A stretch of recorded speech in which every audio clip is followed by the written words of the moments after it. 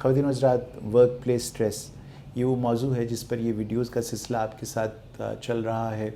आज की गुफ्तगू में हम ज़रा सा इसको लिंक करना चाहेंगे अपनी तीसरी वीडियो के साथ, जिसमें हमने आपको ग़ुलामाना ज़हनियत रखने वाले, वर्क प्लेस पर काम करने वाले लोगों से मिलाया था। साफ ज़ाहिर है जो शख्स ग़ुलामाना ज़हन रखता है उसकी बहुत सारी जो मैंने कैरेक्टरिस्टिक्स आपके सामने रखी थी वो इस हवाले से रखी थी कि फिर उसके इर्द गिर्द जिस तरह की मर्ज़ी आज़ादी आप पैदा कर दीजिए काम की, ये चूँकि ज़हनी तौर पर ग़ुलाम है इसलिए ये कभी भी उसमें स्ट्रेस से आज़ाद नहीं हो सकता, दबाव से आज़ाद नहीं हो सकता, क्योंकि ये दबाव उसके अंदर पैदा करता है, ख़ुद अपने अंदर से इंट्रिंसिकली पैदा करता है। इसलिए वो फ़िज़ा जिसमें कि उसने आज़ाद महसूस करना है वो उस पर कभी भी कारगर नहीं होगी। आज की गुफ्तगू में मैं आपको ये दिखाना चाहता हूँ कि हर ऑर्गेनाइजेशन में सिर्फ ग़ुलाम नहीं होते।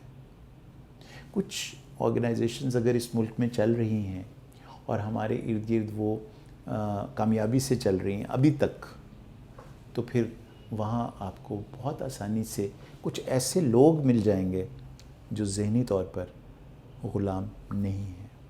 बल्कि क्यों मैं ये ना कह दूँ आपसे कि वो होते तो वर्कर ही हैं, होते तो वो उस ऑर्गेनाइजेशन के लिए आम काम करने वाले ही होते हैं, लेकिन उनके अंदर एक लीडर छुपा हुआ होता है। मैं जब भी ये बात करता हूँ लीडर छुपा हुआ होने वाली, तो मेरे जहन में एक ऐसा शख्स आता है जिसकी तस्वीर मैं कभी नहीं भूल सकता। मैं पाकिस्तान के एक बहुत मशहूर हस्पताल में एक इंस्पेक्शन के लिए गया। उस इंस्पेक्शन के दौरान बहुत सारी वो प्रेजेंटेशंस हो रही थी, तो मुझे मौका मिला थोड़ी देर के लिए बाहर निकलने का। तो मैं बाथरूम चला गया। बाथरूम से जब बाहर निकला तो वहाँ मुझे एक अनयूजुअल जैनिटर्स से मुलाकात हुई, जो बहुत साफ़ सुथरे से यूनिफॉर्म में बाथरूम के बिल्कुल बाहर खड़े थे।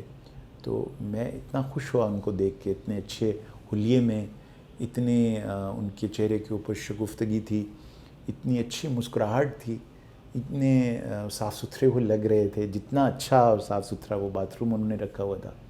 तो मैंने उनसे पूछा, मुझे यानी जो उनका यूनिफॉर्म था वो तो जैनिटोरियल स्टाफ का ही यूनिफॉर्म, कि मुझे यकीन नहीं आया कि ये जिस कदर शगुफ्तगी से यहाँ खड़े हैं और जिस कदर वो अलर्ट और चुस्त और चाकू चौबंद मुझे नज़र आए, तो मुझे लगा कि कहीं ये कुछ और तो नहीं करते इसके अलावा यहाँ।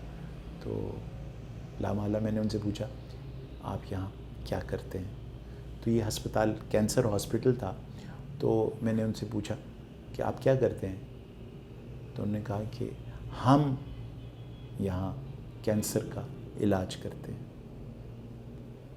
हम यानी उन्होंने अपने आप को इस कैंसर हॉस्पिटल की ऑर्गेनाइजेशन का ऐसा लाजमी जुज़ बना लिया था कि अब ये तय करना उनके लिए मुमकिन नहीं रहा था कि वो कहाँ से ख़त्म होते हैं और कैंसर हॉस्पिटल कहाँ से शुरू होता है।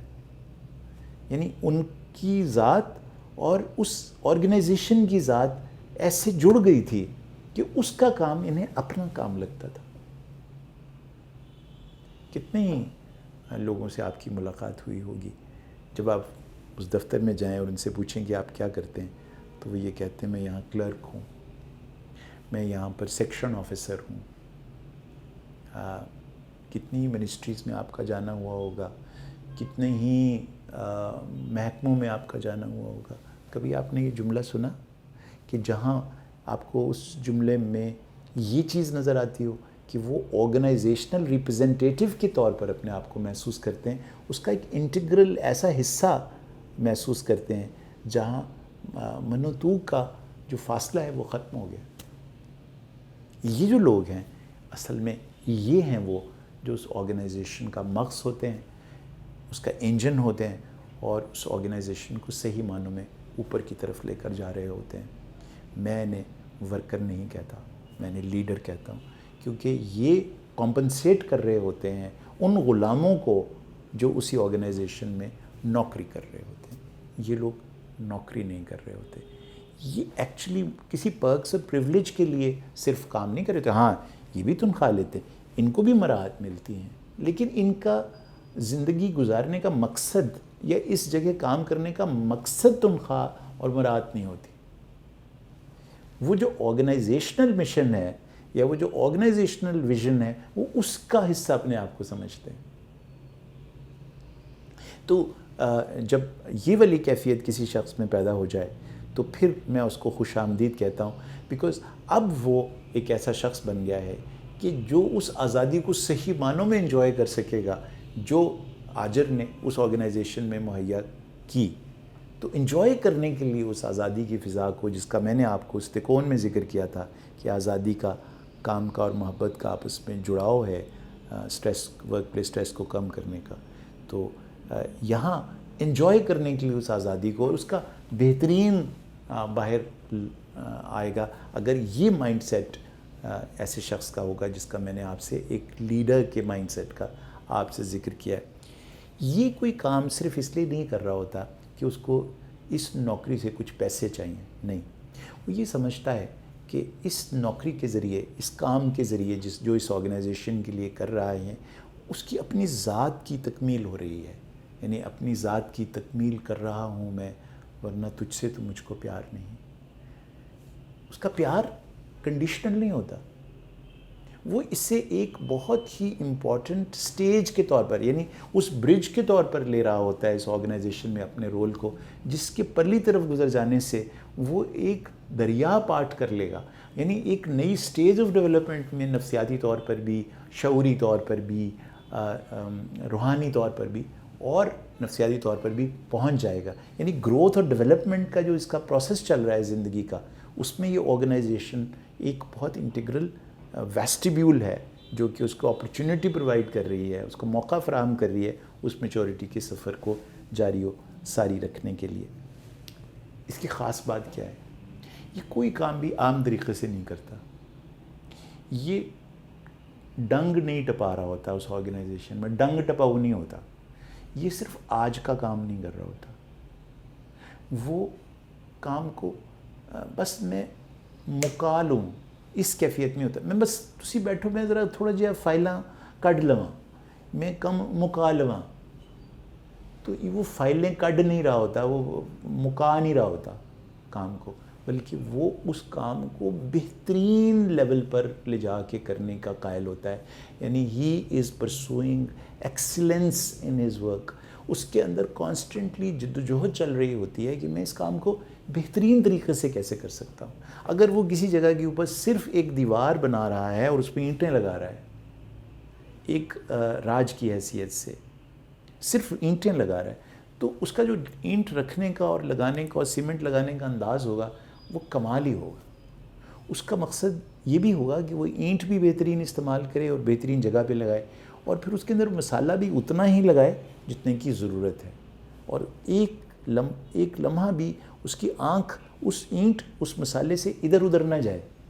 تو اس کے اندر ایک سنگل مائنڈڈنیس ہوتی ہے، بالکل ایسی جیسی محبوب کی طرف دیکھتے ہوئے محب کی ہوتی ہے، جیسی عاشق کے اندر سنگل مائنڈڈنیس ہوتی ہے اپنے معشوق کو دیکھتے ہوئے.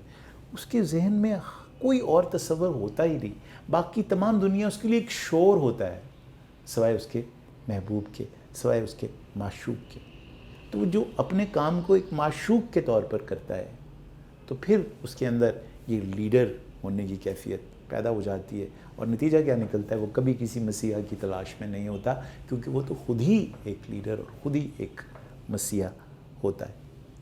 اس کا مقصد صرف اس دنیا میں کامیابی حاصل کرنا نہیں ہوتا، بلکہ وہ اس آنے والی دنیا کے لیے بھی اپنے آپ کو پریپیئر کر رہا ہوتا ہے جو اگلا جہان ہے.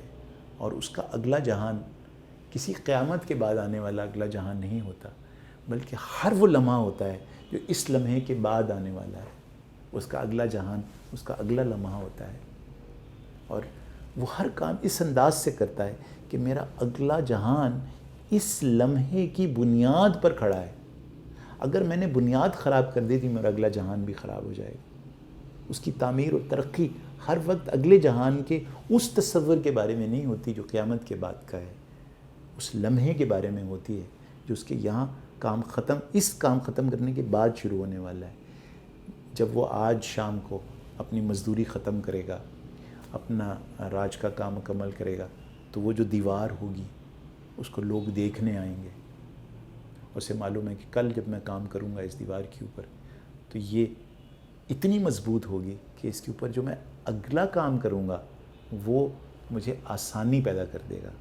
اب اس کے کل جو دیوار بنانے والا ہے یہ اس کا اگلا جہان ہے. یہ جو تصور ہے کہ وہ اپنے ہر کام کو اس طرح ادا کرتا ہے جیسے وہ اپنی نماز کو ادا کرتا ہے. جیسے آپ نماز پڑھتے ہیں نا تو اس میں کوشش کرتے ہیں کہ آپ سنگل مائنڈڈلی، آپ کے ذہن میں کچھ اور نہ ہو سوائے اس کے جس کو آپ سجدہ ریز ہو رہے ہیں، جس کے سامنے سجدہ کر رہے ہیں. تو یہ جو نماز کا پڑھنا ہوتا ہے نا جس انداز سے، جب آپ کام اس انداز سے کرنے لگتے ہیں جیسے آپ نے نماز پڑھی ہے، تو پھر یہ ہے نماز کا قائم ہونا.